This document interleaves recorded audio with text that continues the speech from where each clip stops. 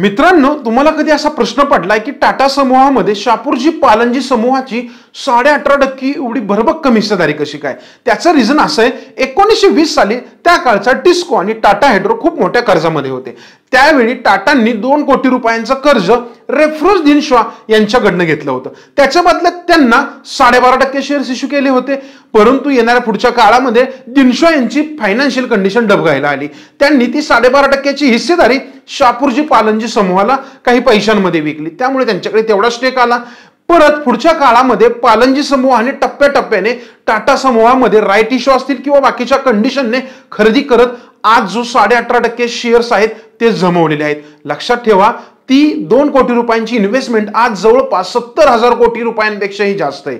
आणि याच्याविषयी डिटेलमध्ये माहिती पाहिजे असेल तर खाली जाऊन कमेंटमध्ये इंटरेस्टेड असा मेसेज करा। व्हिडिओ आवडल्यास लाईक करून चॅनल सबस्क्राइब आणि फॉलो करायला विसरू नका। धन्यवाद।